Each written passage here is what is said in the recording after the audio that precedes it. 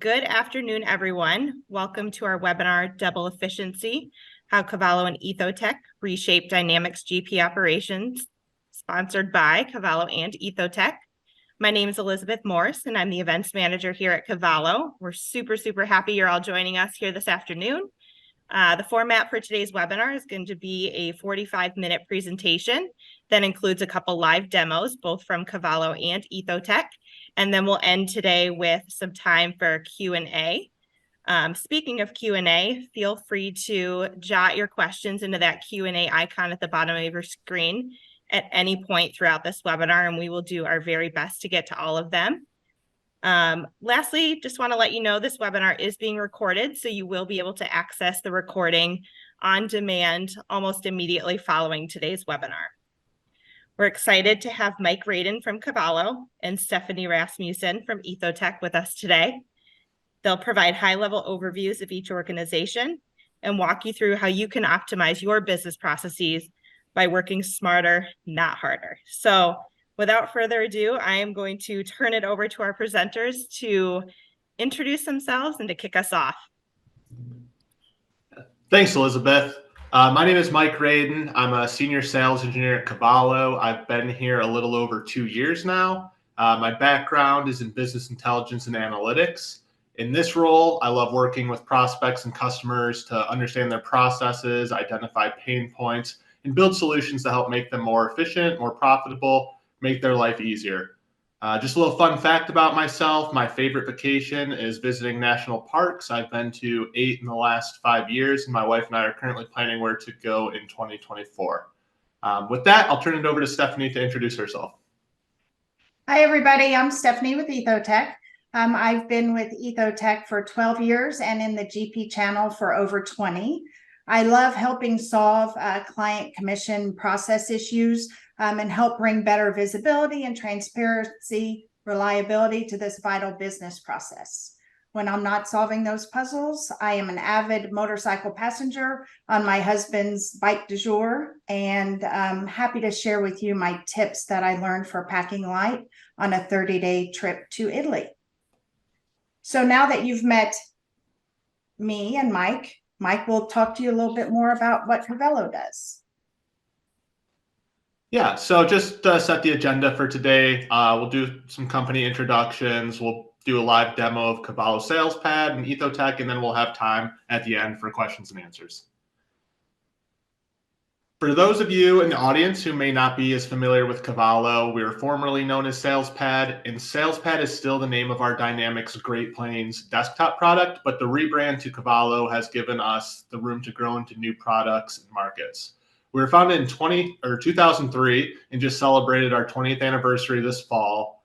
In those 20 years, we've served over 1,000 companies and 23,000 customers or users. Customer service and satisfaction is super important to us, and we're really proud of our 94% retention rate and our 96 net promoter score. In the background of this slide, you can see a lot of different logos for different customers and industries that we serve. This spoke graphic does a really good job of showing a lot of the different functions and tools that have been built out in SalesPad over the past 20 years. SalesPad helps create an optimized and centralized system on top of Dynamics Great Plains that can handle a lot of your business processes. While I'd love to talk about all of these, today's key focus is going to be on customer and order management and our workflow and automation solutions. So talking a little bit more about workflow, it's definitely one of the most powerful features in our SalesPad toolkit. It helps make organizations more efficient and profitable. Our founder, Pete, actually built SalesPad for his business. So in his own words, he could work less and make more money, which he undoubtedly accomplished. Workflow can do a lot of different things, like automating the printing of documents or sending of emails at any stage in your sales document process. It provides enhanced visibility and accountability as a result of building a workflow, routing your documents, and being able to notify team members and customers. And lastly, business rules and execution and automation allow you to automate many evaluations and tasks that might normally be a manual effort. Next, I just wanted to share a handful of customer quotes that help paint a picture of the value that SalesPad delivers. Jim from C. Bennett shared with us that they were able to grow 80% in 2 years without adding any additional headcount. Scaling without increasing staff members was a huge benefit to their profitability and would be to any organization. Kyle at Crown saw huge efficiency improvements in order entry, where his CSRs were able to increase the amount of orders processed by up to 67%. That kind of ties into the previous quote on how you're able to grow without adding additional headcount when you're able to process that many more orders with the use of SalesPad. And lastly, Gabe from Gecko Brands appreciates the time savings from manual processing that can be spent in other value add areas. Many things are automated in their world today, but there's still clear accountability each step of the way. I'll go ahead and pass it back over to Stephanie so she can introduce EthoTech. Thank you very much. Since 2002, EthoTech has set the standard as the premier provider of seamlessly integrated commission solutions for Dynamics GP. We've served over 3,000 customers who tend to stick with us with a 93% renewal rate, and our oldest customers from 1998.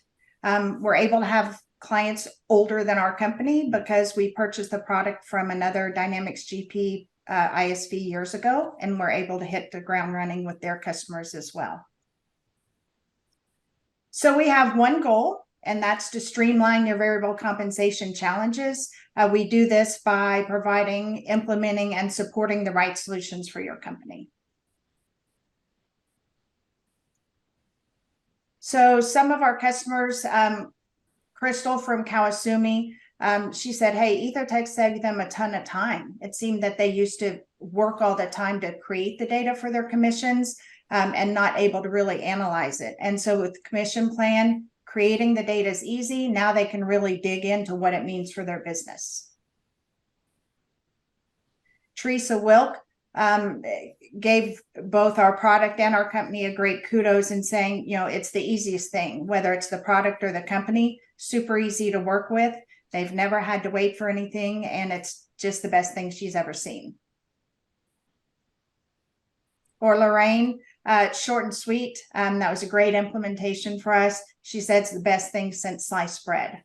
So whether your company produces widgets or bread or whatever, I think Commission Plan can help you. All right, so I'll let Mike get into the meat of our session today with his demo. Yeah, so before hopping into the live action, just wanted to talk through some of the common challenges we hear and what we'll see that we can solve for in the demo. So a lot of organizations have no clear process for tracking, managing, and ensuring that all their orders are meeting acceptable margin levels, and even have visibility to know what margin levels they are achieving. Lost and delayed orders are hindering efficiency and impacting customer satisfaction. We know in today's world, customers expect their orders faster. They want updates, free shipping, a lot of expectations. And the more we can do to provide that functionality, the more satisfied our customers might be. Too much manual processing gives way to human error, inconsistencies, and can create a slower overall process, impacting the time from order to cash in your cycle. And lastly, a general lack of visibility and clear accountability throughout that order to cash cycle. So with that, I'm going to get into sharing my screen. I'll take this over and hop into the demo. Let's get a quick thumbs up or confirmation that everyone can see my screen from Elizabeth. Yes, I can see it. Awesome. So before jumping into too many examples, just want to cover the concept of workflows, automations, and just general visibility within SalesPad for those who might not be as familiar. In a lot of the demos I do for SalesPad, I always love to start on the Sales Monitor tab. This is going to show where all the sales documents in your process are in a particular workflow. So if I just start from the left and kind of work my way over, the Z-Ord order is my sales doc type. This is the workflow I've built for this specific document. And all of these queues or batch names are the logical steps within my process from order to cash. So from the time that order is placed to the time it's ready to invoice, what are all the evaluations, automations, and steps that I want that order to go through to make sure I'm achieving the perfect order every time? I have visibility to know exactly how many orders, what the value of those orders, and then the cost to us as a business of those orders in those different queues are. So it's a very helpful view, whether I'm a manager or I want to get down to the details of seeing orders that impact me from my customers as a sales rep, as a manager, which is where I can hop over to the right side and see those actual details. I can click into a specific order, a specific customer. I have the ability to search if I know I'm responsible for a specific customer, Coho Wintry, and I want to look at that. I can easily filter down to that view. Or if I'm looking for Nancy's orders, I can search for that and find that very quickly. And this view is completely configurable for each user as well. So if this doesn't have the information I might be interested in personally, I can easily rearrange these columns in a fashion I like, or I can choose from a list of additional columns that are pertinent to the sales document and the customer. So just when we were talking about visibility, I'm going to go ahead and add in a couple of columns here for batch days and batch hours. If I want to make sure that things are flowing properly in my business, things aren't getting stuck, getting delayed, batch days, batch hours are two fields I can use to kind of keep an eye on that. And if I want to draw attention, we can do things like add conditional formatting. So I'm just going to add a quick highlighting cell rule, and I'll just use example if this is greater than 500. Let's go ahead and highlight that in red. That rule instantly takes effect, captures my eye, lets me know there might be a problem with these orders. They've been in the queue for quite a long time, more than we'd consider acceptable. I can follow up and make sure that the appropriate accountability is taken on those orders. And if I don't want those columns any longer, I can just go ahead and drag those out. So one of the newer tools that we've added to SalesPad that supports workflow is what we call our SalesPad Workflow Visualizer. So if I go ahead and jump into the settings for my workflow, which I'm not going to dive too much into detail on this screen, I'm just going to pull up this visualizer. It's a super helpful tool, whether you're setting up a new workflow, you're making changes, or you just want to make sure that all the evaluations you want to happen are happening. So I can see this is a big web and maybe a little confusing to look at, but I can follow along. The rectangles are the different queues in my process, and the more flag-like rectangles with the triangle cutout are the evaluations that are happening. So if I follow a perfect order along this bold black line, I can see it should go from new order. I want it to allocate. I want to send an order confirmation, print out that pick ticket, move to my ready to pick for my warehouse team, go to shipping, and then ultimately ready to invoice. But we know that orders aren't always going to follow that perfect path. They might be breaking a rule, a customer that shouldn't be allowed to place an order because they're on hold, have exceeded their credit limit. Maybe we have a different drop shipping process, a rush or priority process. You can see all of those different steps built into the workflow here. And this really helps make sure that everything's connected and working in the way you want it to. You can even take it a step further, pull the code out of here, take it to another diagramming tool, and arrange this in a way that makes more sense to you, if you so choose. So I'm going to go ahead and close out of that. I'm going to start jumping into some examples of how workflow and automation can help make you more efficient and profitable. So if I go ahead and do a customer search, I'm going to pick on one of my all-time favorites, Aaron Fitz Electrical here. I'm going to pull open that customer card, which is going to pull up all that information for the customer. I can see my open sales documents. I can look at item history. A lot of information displayed on the screen. Would be happy to dive into it more with anyone if you're not familiar. But I'm going to go ahead and create a new order for Aaron Fitz. And I have a lot of different orders for my demoing environment, but I'm going to select this Z order type. I'm going to go ahead and add an item. If I don't know the full name of that item, I can tab out. It'll get me to a sales inventory lookup where it'll find any matches on item number or description. And I wanted to add this MacBook One. On one chip here, I can see that I have plenty available in inventory. I'm going to go ahead and add that line item. I also have this visualization here to see exactly how many are available and on hand. But I want to go ahead and take a look at a margin evaluation rule. You can set this up to work very dynamically or a little more static. In my current environment, any order or item that is below 20% margin is flagged as unacceptable and will go to a margin review queue. But you could definitely pair that with a couple of different and statements to say if it's in this product class, if it's for this customer, you can set different appropriate margin levels using a combination of fields like that. So we can see my margins over 20% right now, so this wouldn't get flagged. So I'm going to go ahead and take the price. Maybe there's scenarios where your sales reps or customer service reps have the ability to add discounts or promos, but we still want to make sure that too much margin isn't given away, or it could just be an accidental typing here. But now we can see that margin's below 16% or 20%. So when I go ahead and hit this release button, it's going to try to forward this document in my workflow. It's going to look at the next logical queue it should go to and evaluate any of those rules. So it's going to be saving the document really quick. I didn't save that document, generating that document number, and then it should go through, evaluate my margin rule, and recognize that the order and the item level margin are not above 20%. We always love to see this moving as fast as it can when we're on a webinar doing a live demo, but now we can see that note that the item margin below 20% was evaluated true. This is now in my margin plus queue.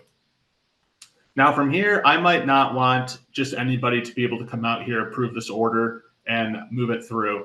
There's a couple different ways you can help restrict that. For each user you have set up in SalesPad, you can give them access or restrict access to certain queues. I don't always like to do that because I want my sales reps and my customer service reps to be able to see those orders that are in a margin review queue to understand that margin hasn't been met. So I like to kind of build out a password protection around that.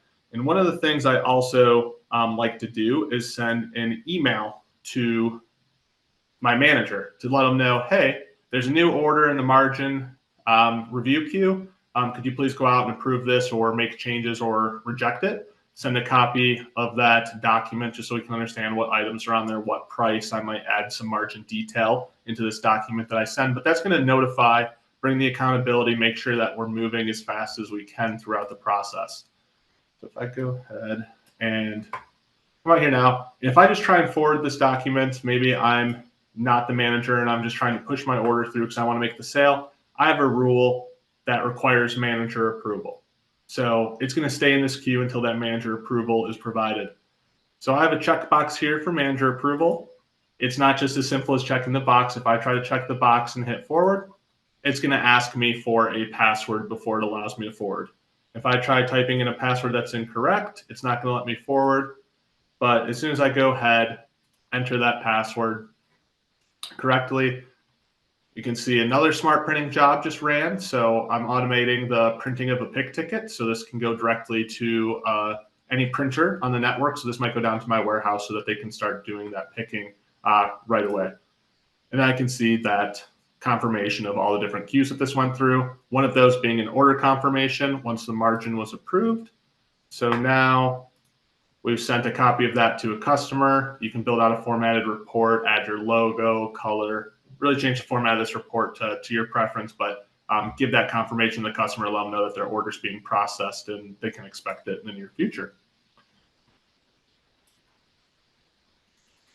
So that's a really good example of how we can handle something like margin. Again, you can make that rule more complicated than looking at a static percentage. If it varies based on product class, customers, whether discounts applied or not, you can add in those complexities for that rule as well. What I want to jump into next is showing how our automation can help work, alleviate manual processes, giving you more time and ensure that your business is running smooth without having someone, for lack of a better word, babysit an order. So for the first example, I'm going to go ahead and create an order for a couple of items. I'm going to add one that I know is in stock, which is an iPhone. So I will go ahead and add the 128 gigabyte here. And I will go ahead and add a Bluetooth speaker that I know is back ordered. Right away, I can see this red exclamation mark here telling me something's going on with this order. I know that's because it's back ordered. If I go ahead and save, the whole line item will be highlighted in red. I can now see that quantity BO or back ordered is 1, that we don't have that item in stock. So when I go ahead and forward this document, my workflow is now going to recognize when it tries to go and do that allocation that that order is not, or that item rather, is not available. So it has moved to the back order queue. From here, you have plenty of options for how you might want to handle this. You might want to ship complete. That might have been requested by the customer. I actually have a checkbox for it here. If this is checked as true for this customer, if I try and split this order, it won't let me. But for this particular customer, they want what we have available as soon as we can get it out. So they're okay with, and they want us to split this order and get the iPhone to them as soon as possible, and then send that Bluetooth speaker. And once that becomes available. So in my process, my next step is to take a look at the document. If there is an item in stock and an item out of stock, it's going to go ahead and split that document. And what it does when it splits is it creates a child document from the parent document. As we can see here, 179 was moved to history. Now I have a 0.1 and a 0.2 document. One of those went ahead and forwarded to my ready to pick queue, and the other is now sitting in back order. So if I come back to my sales monitor and do a refresh, I can see that 179.2 in back order. My 179.1 is in ready to pick. So now for back order, you have several different options. I can wait for an existing purchase order. Maybe we're already working on replenishing that item. I can just wait for that to be received and posted and then go ahead and allocate to this order. Or I could generate a purchase order and link it to this document. In this case, maybe I know I have a purchase order out there already. I'm waiting for something that's on order. I don't have to create a purchase order. But then once that inventory becomes available, I want to be able to just automatically forward this document, not have to worry about someone manually checking in to see for those back ordered items that they're now available. So in our automation tool, we're able to set up a job to do exactly that. So I have for Zord this allocate to back order job set up. In a live environment, I would set this to run on an automated schedule. For something like this, I'd perhaps have it run, once or twice a day just to check to see if we have a receipt posted for this item. And if so, go ahead, forward, allocate, send it down to picking. But for other rules, you might want to run it as frequently as every 15 minutes, and you can do that as well. For the purpose of this demo, I'm just going to go ahead and run manually. So I'll go ahead and hit run now. And if any of those items that were sitting in my back order queue, which it looks like order 145 based on that pick ticket that was generated, and if I come back and refresh, we should see that leave the back order queue. It looks like the item that was back ordered as part of that order has now become available, and that order has been forwarded along. It's in ready to picking, and that doesn't involve any of my employees manually touching this order at all. Quite similar, but different example of how automation can work in a scenario like that is for a future order. So I'm just going to keep picking on the same customer here. And I'm going to go ahead and add some monitors to this order. So I have some 20-inch monitors here. I'll change the quantity just for fun here to 5. And I'm going to go ahead and change this requested ship date to February. Perhaps this customer knows that they're going to have some new employees starting. They want to get this order out there. Maybe there's been supply chain issues and they just want to make sure that this order's out there and in place. But as the distributor, I don't want to reserve inventory for somebody who's placing an order 2 months, 3 months out. So I want to handle this a little bit differently than my typical order. I don't want to set aside the inventory in the warehouse or reserve it. So I have a rule in my workflow that if something is more than a month out, my rule is 14 days currently set up, that I want to move it to a future queue. I want to not allocate to that order. And then I want to evaluate once we do get within a certain time frame, let's go ahead and do that allocation. So if I go ahead and hit release, it's going to do a similar evaluation. It's going to know that this is a future order. Evaluate is true. I've actually gone ahead and unallocated the inventory. We can see that this is now back ordered and it's now in my future queue.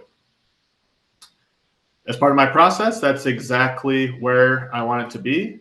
But I can go ahead and look at my future queue and see, okay, there is nothing within that 14-day window in here currently.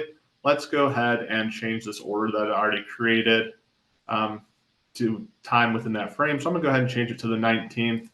Go ahead, do a save. That'll roll down to my line items.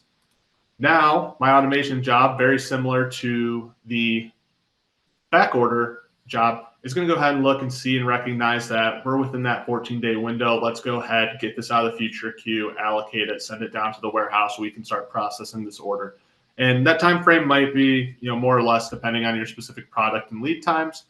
But I'll go ahead and run that now. You can see that ran instantly. We got another pick ticket. Got a few of them sitting out here. I'm just going to go ahead and close those.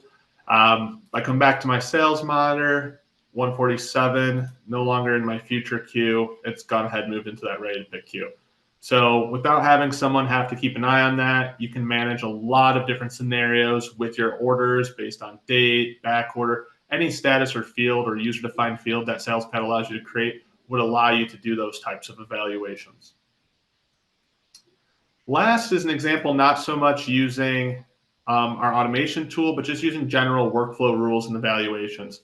If I go ahead and create an order for a dropship item that I know I have, maybe we sell koozies, we do laser printing on them, but the manufacturer actually handles that for us. We don't keep this product in stock. It's a dropship item, which if I go ahead and add this column, I can see that this item is stored as a dropship item. So my workflow is going to recognize that when I try to forward this document, and it's going to go through a different process than a normal item might.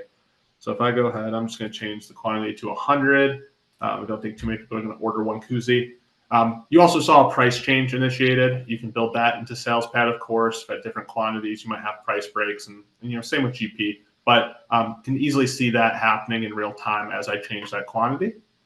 So I'm going to go ahead and release the document.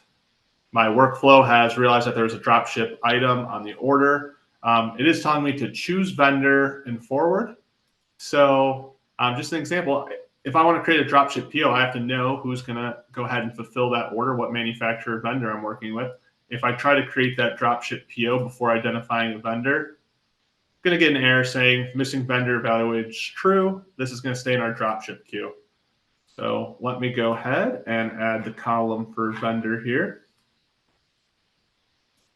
And this will require a little working knowledge of the product. I need to know which vendor provides this item and is set up to sell this. So I know America Charge is one of them. So I'm going to go ahead and select that and go ahead and try and create that dropship PO again.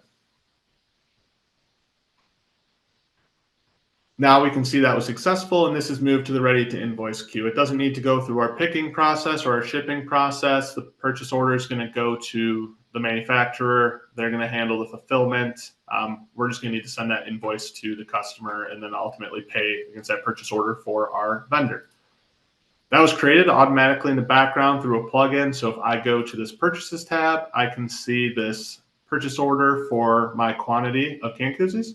And then I can also utilize a workflow, different rules for my purchase order process as well. I'm not going to jump into that on today's call, but did just want to highlight the creation of that purchase order and that you can utilize a workflow there as well. So now I was able to bypass different parts of my process, different queues, just based on a certain condition being true. So these are just 3 examples. Obviously, there's so many different things you can do. As long as you have the field or data to make an evaluation, workflow and automation are going to be able to help you automate and make that process more efficient.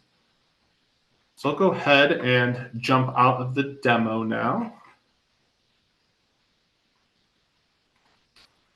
So just to recap what we were able to solve for in the demo, making sure that there's an appropriate and acceptable margin on every order, which is helping to maximize profitability, and do that on every order, whether that's a set limit or you want to do that more dynamic evaluation based on multiple conditions. As we saw with the Sales Monitor, being able to send alerts and emails to our internal team members or external team members, you can see that there's full visibility into every document every step of the way. With the back orders and the future order processing, we saw that automation and execution of business rules that can help you achieve that perfect order every time and do it faster.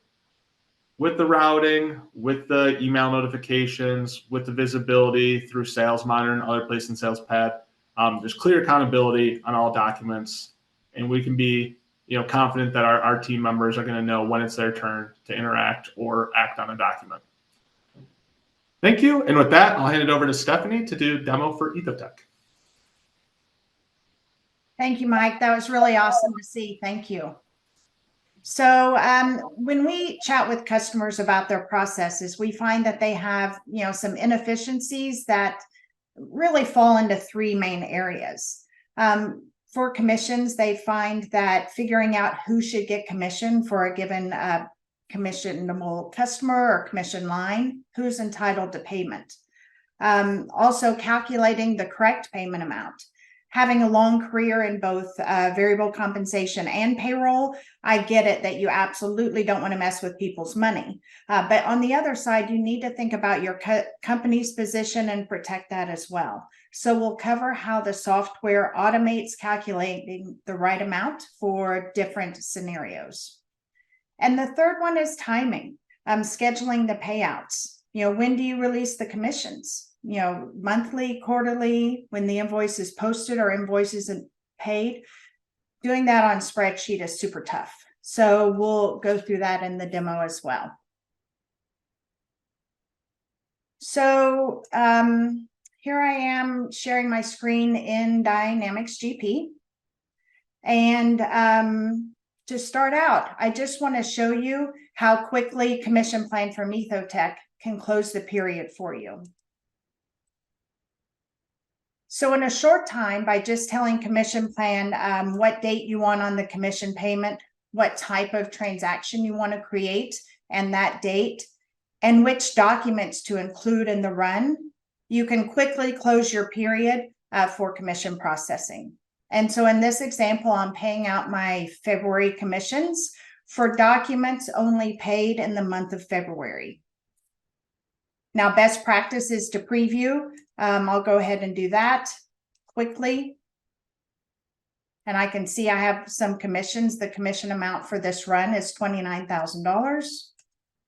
And then I'll process those commissions. Now, did that seem quick and efficient? But as we all know, the devil's in the details. So let's take a look at the big three: who, how much, and when. Now, just a note for the IT-leaning folks on the call, the software installs on top of Dynamics GP with the same look and feel that your users get from using the software. And users are granted access to our windows, and we use a security model like Dynamics GP does, and we already have predefined tasks and roles for you to make your job easier. So now your company right now may only pay commissions to one salesperson per customer, but increasingly companies are including more people in the sales process. And if you're like many, dealing with the commission spreadsheets, that means adding another tab and copying and pasting your sales data as that comes in. But Commission Plan allows you to attach a salesperson to an item, a territory, and a customer. And in this example, I've attached a salesperson to an item. Salesperson, 10,001 will receive a royalty payment each time this item is sold. So think about using that for royalty recipients, authors, inventors, artists, things of that nature. When you attach a salesperson to an item, you don't have to worry about what customer buys the item. It's just the item that makes the difference and allows you to easily pay those royalties to the proper person. Now, you can also attach salespeople to a territory in Dynamics GP. So it operates a little bit differently than how Dynamics GP operates. In this example, I have territory 4 with Francine, Gary, and Ian all getting a commission for different reasons. And we're starting to see the concept of plans coming into play. A salesperson plan, think of that as a rate structure. So they're in the outside salesperson rate structure, a manager and an inside salesperson. But what if you have, people sharing an account? You might have 2 inside salespeople, so they both get paid. So again, you have the ability to make sure that all of the proper salespeople are on the document when it's created. Now, you might also have an item plan restriction. Maybe Ian only sells items in the product line of your tires, or Sandra only sells items in your product line of accessories. In those instances, when territory 4 is used on a document, Sandra will only get paid when accessory items are on the document. Again, Ian will only get paid when tires items are on the document. So again, you don't have to worry about which documents to paste on the spreadsheet for your given salesperson. And the third way you might attach a salesperson would be to the customer. And we get this all the time. In this instance, kind of simple for central communications, I have Aaron and Sandra are both on this document. But again, we'll pick on Ian. Oh, he's an inside salesperson too. But what if you restrict it by a dress code? You have a company that's nationwide, but in the East, only the East people get it, Central, West, etc. Or if you do it by a dress code, you certainly can say, Ian only gets paid when primary is used. In this example, Aaron and Sandra get paid all the time. Again, you can restrict by item plan and say, Ian only gets paid when primary address is used for items that are tires. So you can really delineate who appears on a sales document for commission purposes, taking the headache out for it for you. Now, just a note, anytime I say salesperson, it's a salesperson ID in Dynamics GP. So whether it's a physical person, an entity, an author or an inventor, or your distributor, you might set them up as a salesperson ID as well. So how does that exactly make your process more efficient? Let's take a look at a transaction in Dynamics GP and see what's going on. And everybody picks on Aaron Fitz, so I'll go to Central Communications in this example. All right, so here is your transaction in Dynamics GP. If you're using SalesPad, this is the transaction that your team entered there. So under the covers, commission plan is taking care of the commissions for this document. And I can see that all of these different salesperson IDs have appeared on this document for different reasons. Francine is under the outside salesperson plan. Gary's the manager. There's a royalty here. And you can really get a picture of, okay, all of these people deserve some money on this document for some reason.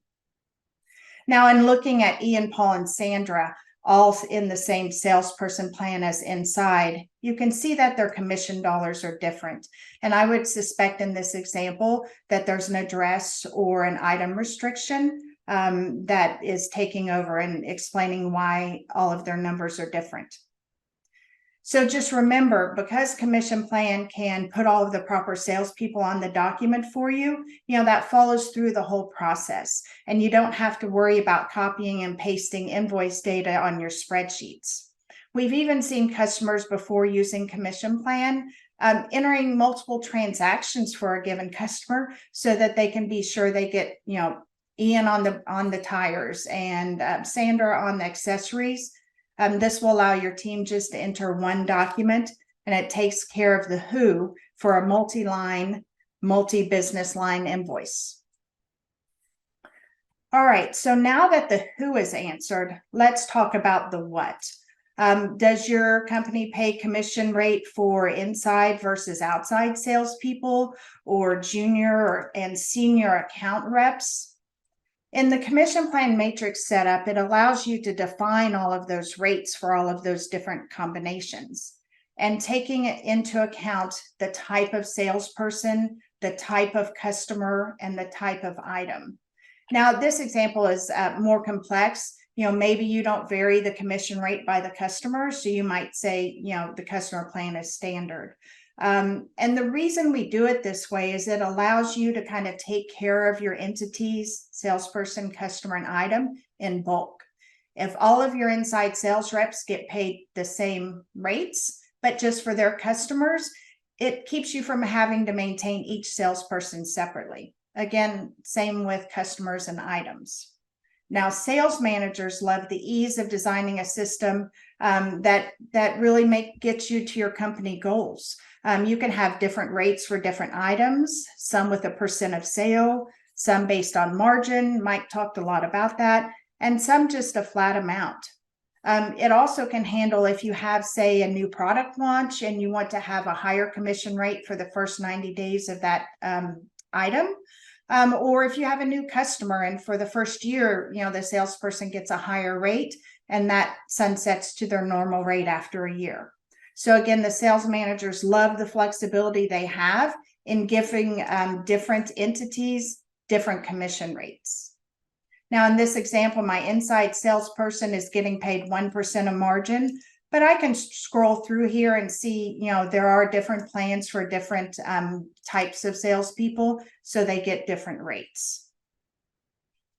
All right, so now when we go back and look at that transaction that I almost closed, when we go back and look at that transaction in Dynamics GP, talking again about the different commission dollars for each of these inside sales reps, I'm going to drill down on Paul and see what's going on with him.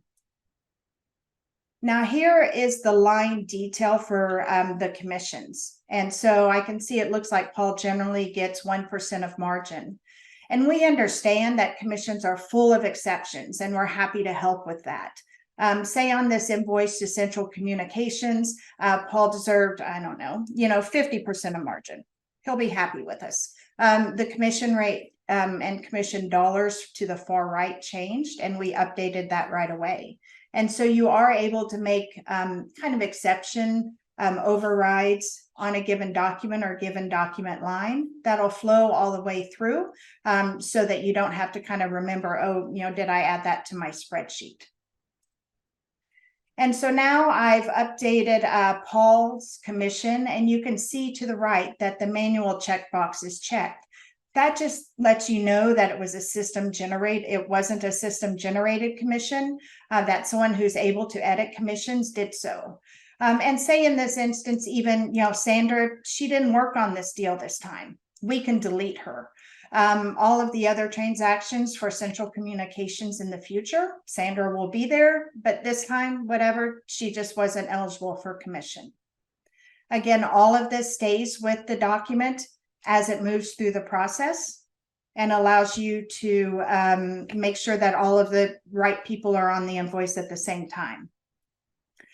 So there's great power in how much part of the software, because not only does it take into account the item, the salesperson, and the customer combination, but if your company has business rules that reduce commissions for terms discounts, trade discount write-off, or credit card usage, which we're seeing a lot lately, and also as the invoices age, the software can automatically reduce commissions for those scenarios. So again, that you're paying the salesperson according to your business rules.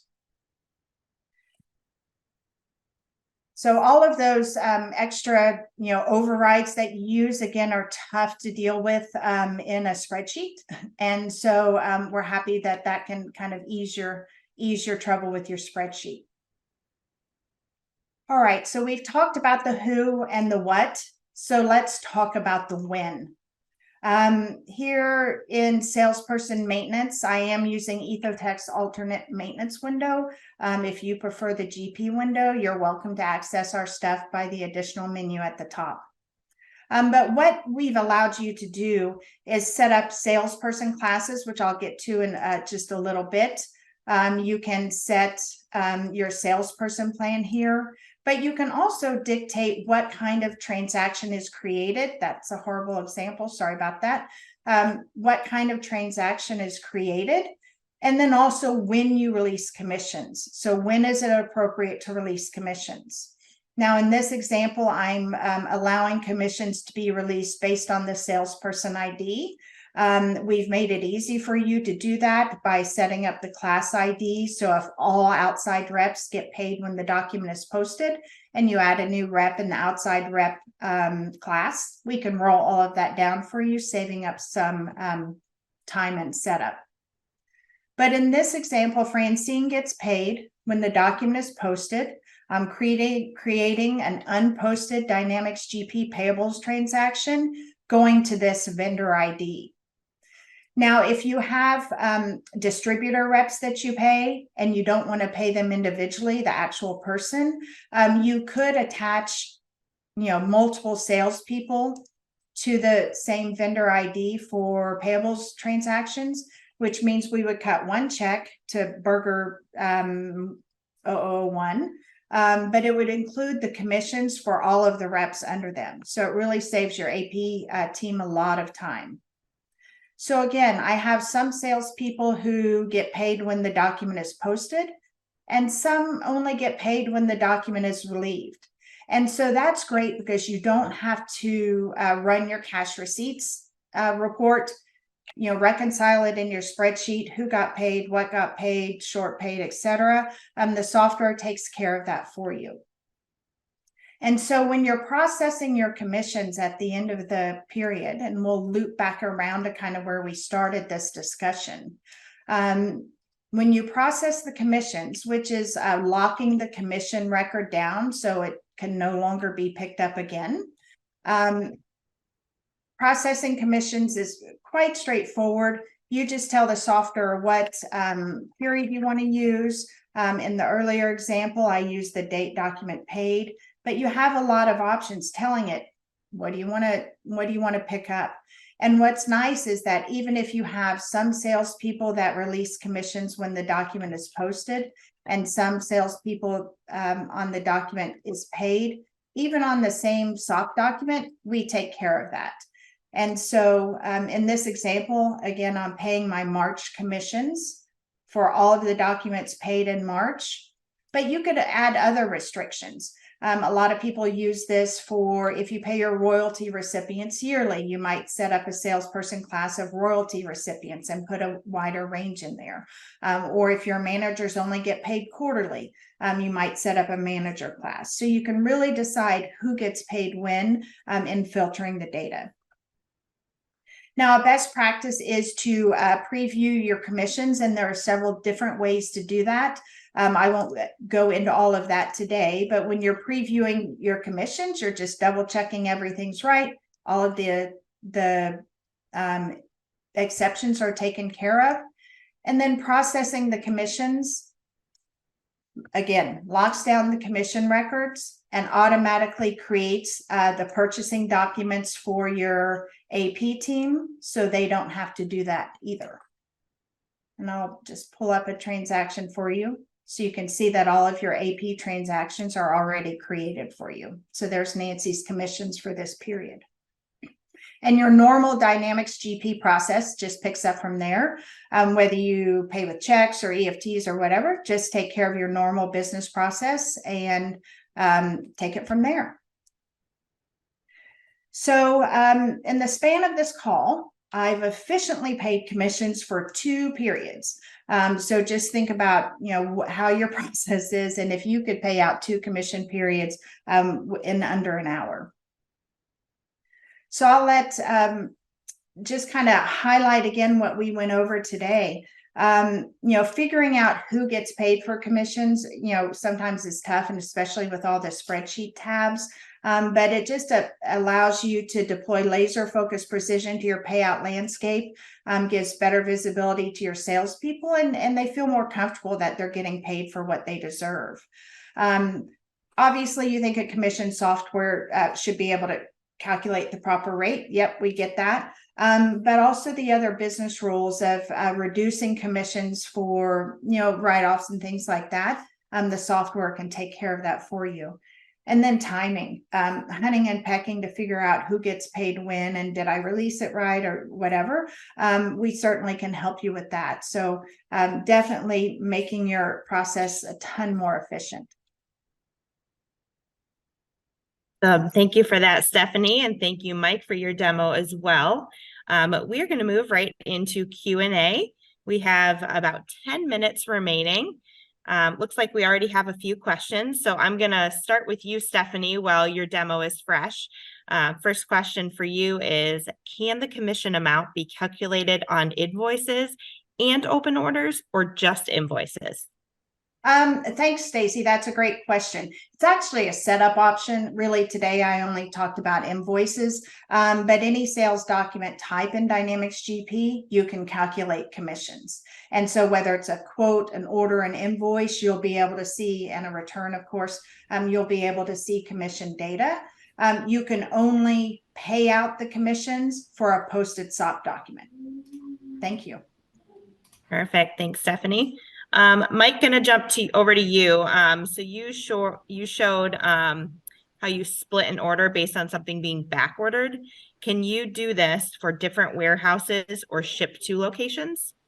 Yeah, those actually are two of the other supported ways that we can do splitting. So I showed splitting through the plugin and workflow. You can also run manually, but even with the workflow plugin, there are different settings in SalesPad that allow you to do that by custom fields, ship to, warehouse, and several other fields. Awesome. Thank you for that. And then Mike, while we're still on you, this seems like a pretty easy one, I think. Is there a limit on number of queues you can have in a workflow or a number of rules?